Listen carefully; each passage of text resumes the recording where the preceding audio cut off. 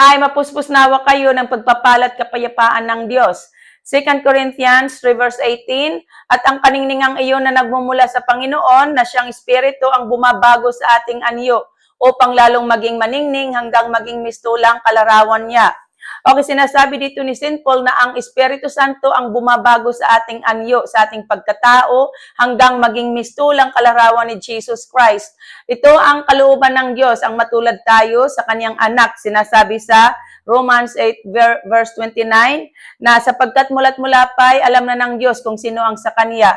Ang mga ito'y itinalaga niyang maging tulad ng kanyang anak, at sa gayoy naging panganay natin siya. Ang nais ng Diyos ay maging kalarawan natin siya sa kabutihan, sa katuwiran at kabanalan. Ephesians 4 verse 24. Ito ang plano ng Diyos para sa atin mula pa noong una, bago pa tayo lalangin. Tayo'y nilalang ng Diyos, nilikha sa pamamagitan ni Jesus Christ upang iukol natin ang ating buhay sa paggawa ng mabuti na itinalaga na ng Diyos mula pa noong una, bago pa tayo lalangin. Ito yung nasusulat sa Ephesians 2 verse 10. Okay, dito sa 2 Corinthians chapter 3, sinabi ni St. Paul na hindi tayo tulad ni Moses na nagtalukbong ng mukha para di makita ng mga Israelita ang paglipas ng kaningningang yaon. Ngunit matigas ang kanilang ulo, kaya't hanggang ngayon nananatili ang talukbong yaon sa tuwing na binabasa nila ang matandang tipan or ang Old Testament. Okay, sa Old Testament, sa book of Exodus chapter 34, sinasabi na sa tuwing na nakikipag-usap si Moses sa Panginoon, nagniningning ang kanyang mukha.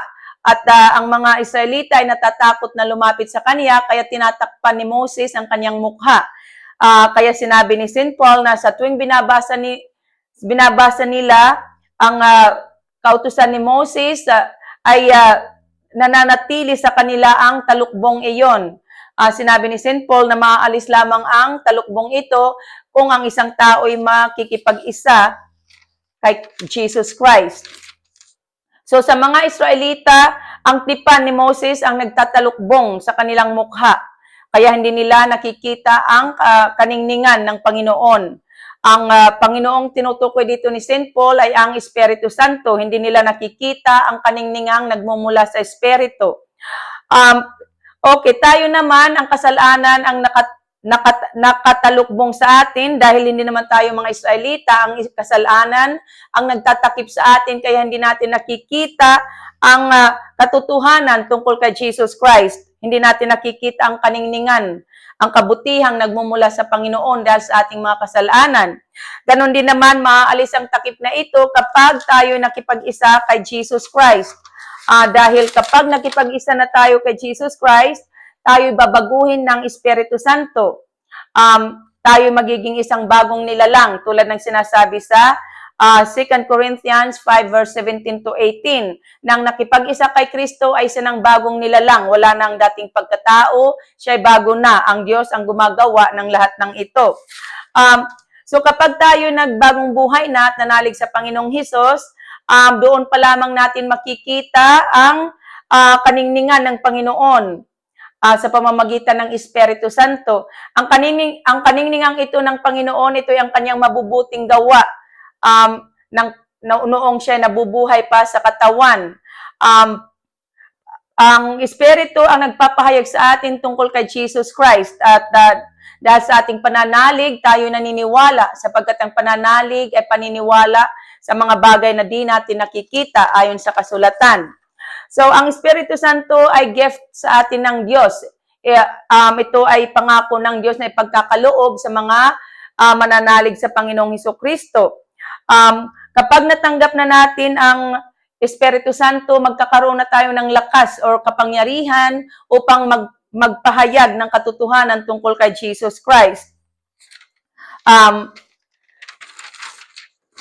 Sa Holy Bible, sinasabi na ang Diyos ay Espiritu, kaya't kailangang sambahin natin siya sa Espiritu.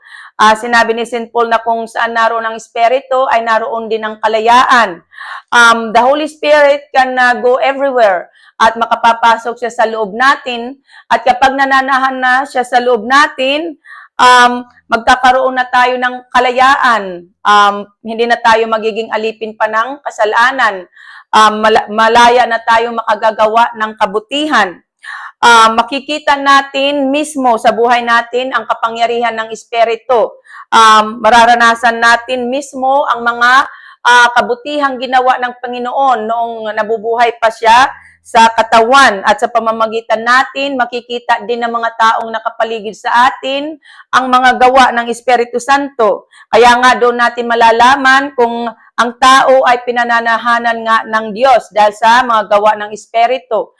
Makikita sa buhay ng tao ang manifestations of the Holy Spirit.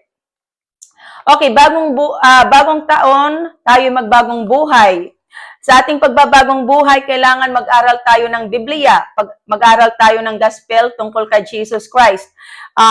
Ito ang pinaka-mabuting umpisa ng ating pagbabago sapagkat ang Gospel tungkol kay Jesus Christ ay ang kapangyarihan ng Diyos sa ikaliligtas ng bawat nananampalataya ayon sa kasulatan. Kaya nga huwag natin ikahihiya ang Gospel tungkol kay Jesus Christ. Okay, ang ginagawang pagbabagong ito sa atin ng Diyos ay hindi ito kaagad mangyayari.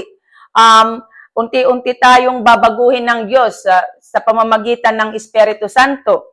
Ang Espiritu ay salita ito ng Diyos. Unti-unti tayong binabago sa pamamagitan ng salita ng Diyos. Kaya't habang hinihintay natin ang pagbabagong ito, maging matyaga tayo, huwag tayong mawawalan ng pag-asa, laging manalangin at mag-aral palagi ng Biblia. Sundin natin ang sinasabi sa Romans chapter 12 na huwag tayong umayon sa takbo ng mundong ito. Mag-iba na tayo at magbago ng isip upang mabatid natin ang kalooban ng Diyos, kung ano ang mabuti na kalulugod sa Diyos at talagang ganap. Ang pagbabagong ito na inuumpisahan sa atin ng Diyos ay Kanya itong tatapusin hanggang sa araw ng pagparito ng ating Panginoong Hesukristo. Kaya't huwag tayong susuko, maging matyaga tayo sa paghihintay sa tulong ng Diyos at magpatuloy sa buhay na ito na may pananalig.